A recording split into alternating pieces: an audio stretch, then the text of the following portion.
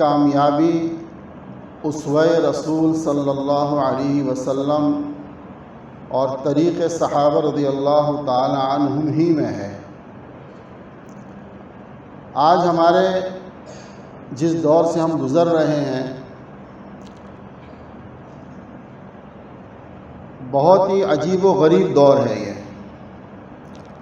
اگر دیکھا جائے تو وہ احادیث کے مصداق ہے کہ ایک آدمی صبح میں مسلمان ہوگا، شام کو کافر ہو جائے گا۔ شام کو کافر تھا، مسلمان تھا، صبح میں کافر ہو جائے گا۔ یعنی ایمان کی حالت ایسی ہے کہ ایمان کو بچانا بہت مشکل ہو گیا ہے۔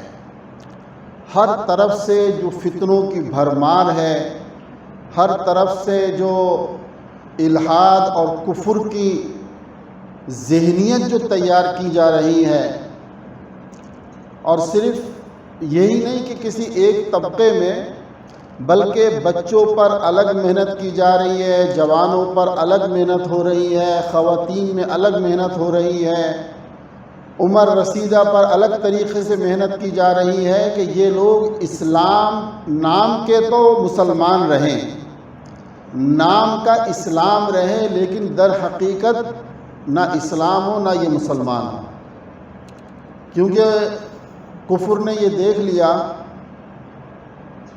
ہم ان سے یہ نہیں کہلوا سکتے کہ یہ کہیں کہ ہم مسلمان نہیں ہیں، ہم یہ ان سے نہیں کہلوا سکتے، لیکن ان پر محنت کر کے ایک ایسا ذہن تیار کر سکتے ہیں کہ جو اسلام کو بقول ان کے کہ جدید اسلام اس کو سمجھیں یہ کہ جی یہ جدید اسلام ہے۔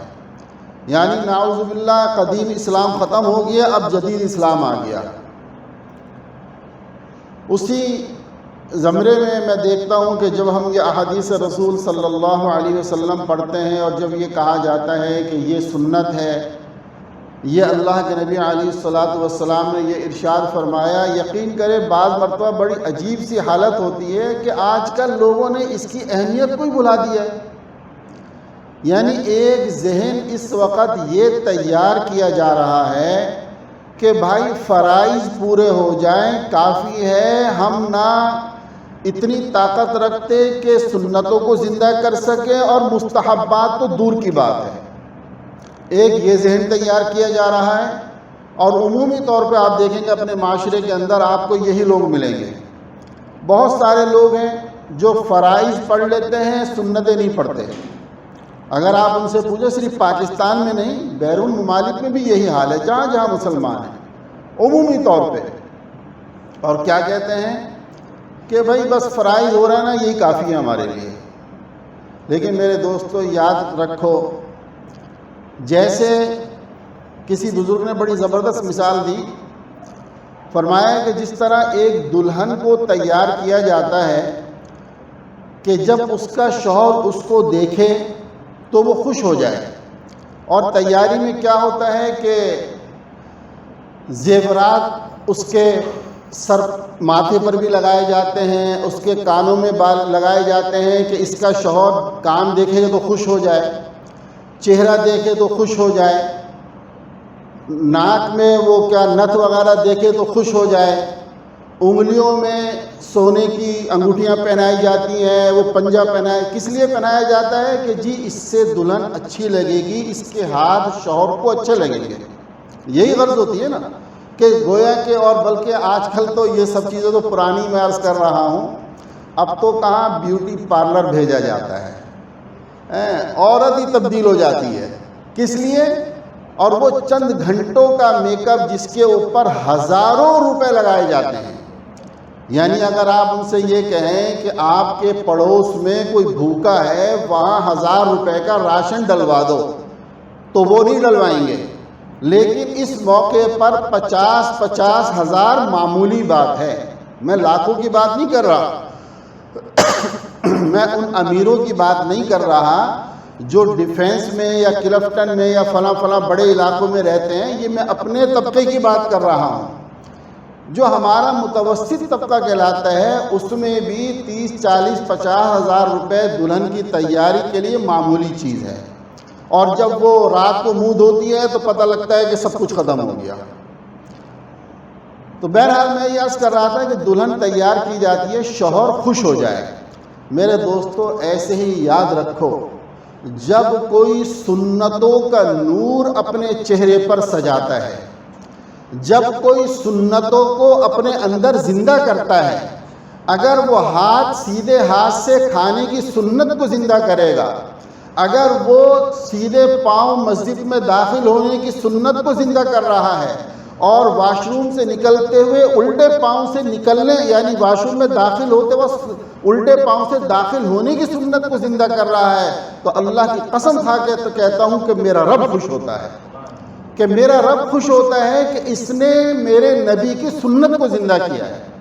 تو اس نیت سے زندہ کرو کہ میرا رب خوش ہو جائے. اور قرآن کریم نے صاف کہا ہے کیا؟ قل ان کنتم اعوذ باللہ من الشیطان الرجیم بسم اللہ الرحمن الرحیم قل ان کنتم تحبون اللہ فاتبعونی یحببکم اللہ. کہ آپ کہہ دیجئے، ایک نئے نبی صلی اللہ علیہ وسلم آپ امت سے کہہ دیجئے کہ اگر تم یہ چاہتے ہو کہ اللہ تم سے محبت کرے فاتبعونی، تو میری اتباع کرو، میری اتباع کرو، اللہ تم سے محبت کرے گا، یعنی اللہ کے نبی کی اتباع کرو. تو آج ہم نے ان سنتوں کو اپنی زندگی سے نکال دیا ہے. نکال کیا دیا، بلکہ جیسے قرآن کریم کہتا ہے نا کہ یہود و نصارے کی عادت تھی کہ بعض چیزوں کو جو من پسند ہوتی ان کو لے لیتے ہیں، باقیوں کو پس پش ڈال دیتے ہیں. تو آج بالکل یہی ہمارا حال ہے. اگر ہر آدمی غور کرے تو ہم ان سے پیچھے نہیں ہیں بلکہ ان سے آگے نظر آئیں گے. اللہ اکبر. اللہ ہم سب کو سنتوں پر عمل کی توفیق عطا فرما دے. میرے محترم، یہ زندگی کچھ وقت کی ہے، سب کو معلوم ہے. یعنی موت ایک ایسی حقیقت ہے جس پر دنیا کا کوئی اختلاف نہیں ہے. یعنی دنیا میں کسی کا کسی بھی نظریے سے تعلق رکھتا ہو، کسی بھی عقیدے سے تعلق رکھتا ہو، مذہب سے تعلق رکھتا ہو، لیکن اس چیز میں اختلاف نہیں ہے کہ موت آنی ہے. چاہے وہ 100 سال جی لے، چاہے 1000 سال جی لے، لیکن موت آنی ہے. تو میرے دوستو، موت آنے کے بعد جو نظر آنے کے بعد یقین آئے گا اس کی کوئی اہمیت نہیں ہوگی، کوئی حیثیت نہیں ہوگی. حیثیت اسی کی ہے کہ جو اللہ نے ہمیں اس وقت زندگی عطا فرمائی ہے، اس زندگی کے اندر ہم ان چیزوں کو سمجھ لیں کہ ہمارے لیے کیا اچھا ہے کیا برا ہے. دیکھو، کوئی بھی عقل مند آدمی اپنی ہزاروں سال کی زندگی کو چند سال کی زندگی پر قربان نہیں کرتا. کوئی ایسا نہیں ہے. مثال کے طور پہ آپ کسی سے یہ کہیں کہ جی آپ پاکستان سے باہر کام کے لیے جا رہے ہیں، اب وہ بے وقوف ہوگا جو باہر جا کر چند سال کے لیے وہ جا رہا ہے اور وہ اپنا سارا سرمایہ وہاں لٹا دے اور پیچھے اس کے کچھ بھی نہ بچے. بلکہ دوست بھی مشورہ دیتے ہیں کہ اللہ کے بندے جب کسی کو دیکھتے ہیں نا خرچ کرتے ہوئے، کہتے ہیں بھائی اپنے بال بچوں کے لیے سنبھال کے رکھ، تو یہاں محنت مزدوری کرنے آیا ہے، واپسی میں تیرے ہاتھ میں 2-4 روپے تو ہونے چاہیے کہ تیرے گھر والے خوش ہو جائیں. تو میرے دوستو، بالکل یہی حال آخرت کا ہے.